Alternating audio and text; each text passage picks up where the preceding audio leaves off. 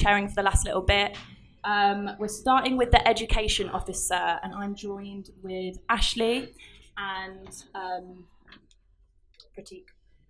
And this role is for education. They have to liaise with the academic reps, and it deals with university management. And recently, they've had great success in the library monitoring system for seats and the release of early exam timetables. And I'm now going to pass on to you both to introduce yourself for 30 seconds. So, Ashley, if you'd like to begin. Hi, I'm Ashley. I'm a neuroscience student. I'm running for education officer because I passionately believe in the transformative power of education. Most of what I want to do centres around increasing funding for teaching staff. Obviously, I'm biased because much of my experience is as an undergraduate student, so that's where my current focus is. That's what most of what my manifesto details around. But I'm not limited to that. Education is education for everybody who's here at UCL. And there are actually, I think, more postgraduate students than undergraduate students. So it does include you guys. Okay, thank you. And on to Pratik. Hi, I'm Pratik. I'm running for education officer. When I came in anthropology department, I came to know a lot of people from various diversities. And one of the problems when I joined a particular group called Decolonizing of Curriculum in my department. So we were discussing about, and one of the problem the whole UCL faces is we have to read authors which belongs to global norm. Although UCL calls itself a global university, but it still lacks that inclusivity in its reading material. So if I get elected as an education officer, so one of the things I'll try to advocate is for making the curriculum more diverse, including authors from Africa, Asia, China. Like Asia, China is part of Asia. So, yeah, so and even Latin America. So this is what I'm advocating for. Thank you. We're going to begin with one question. You're each going to have a minute, and the question is: how would you ensure that education at UCL provides value for money? And if you would like to start, Ashley, with your response to that. So I think that centres around, for me, making sure that there are enough teaching staff to deliver small group learning. I think that there's a big problem in the number of students to staff ratio. Although the absolute number of students to staff hasn't changed that much over the past 10, 15 years, the diversity of the student body has, and the needs of those students has. So that's why you need, when you are faced with the argument of, but we've kept up with student numbers, it's not equal. So it's this, using absolute values when those absolute values don't hold the same value, if that makes sense. So that's what I would try and do. And I don't know if there's some centralisation of certain key skills learning that could also be done. So if there are things which are common across departments, which there isn't enough time to teach on a course or on a programme, and you're expected to just pick up those skills, for that to be facilitated. Because if I wanted to just learn, I could stay at home and read a book. It's about getting an education. Thank you for that.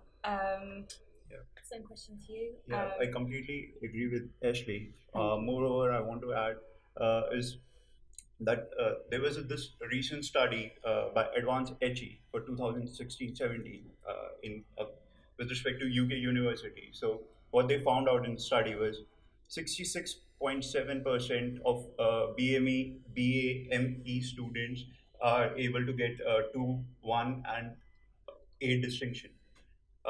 Whereas 79.6% of white students or European students, they get 2, 1 and A distinction.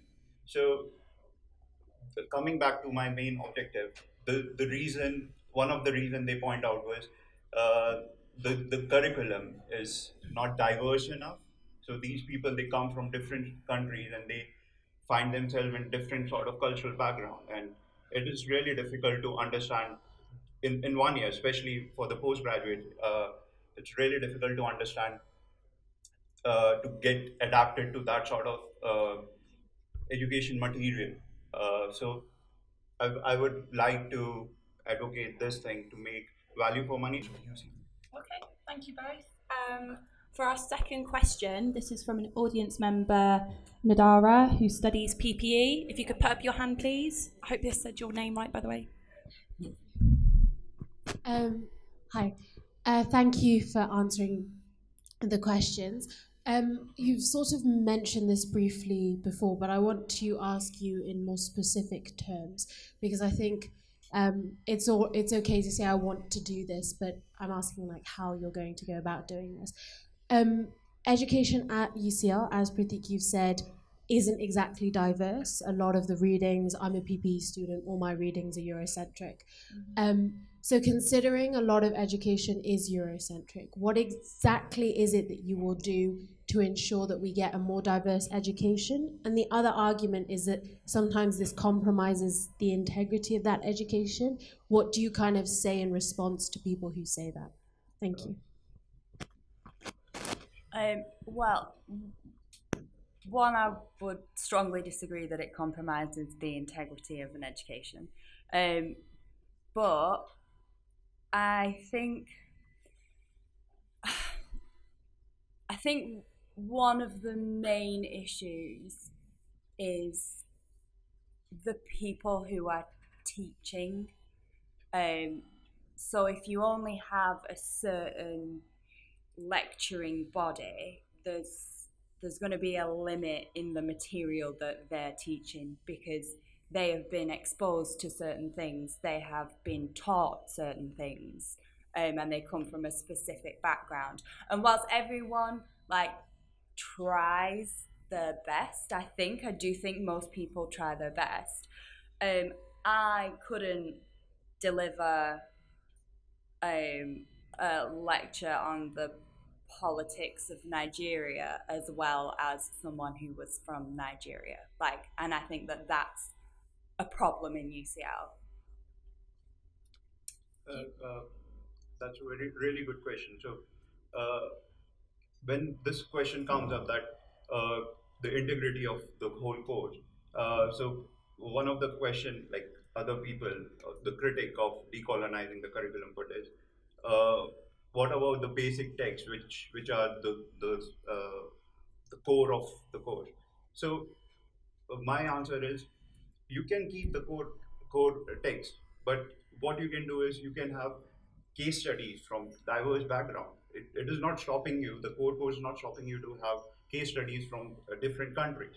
So you can have that. Also, I'm also a member of queer anthropology group in my department. So there's a lot of focus on, we do a lot of readings every week of queer activists or about case studies about them. So I think it is normally, it is easily, it can be easily done. It's not really difficult. It's just I think so. It's a bit of, when you're running a course for so long, you don't want to make a change. It needs that push to make a change. And I think so, everywhere around the world, there are various case studies, and there are universities running around the world. They have their own case studies. I don't think so it will lose the integrity of the course. Of applause, because I'm sitting here now and it is really nerve-wracking with the lights, the cameras, and everyone who's been here so far is just, we're all striving for a good cause, and yeah, it's just nice to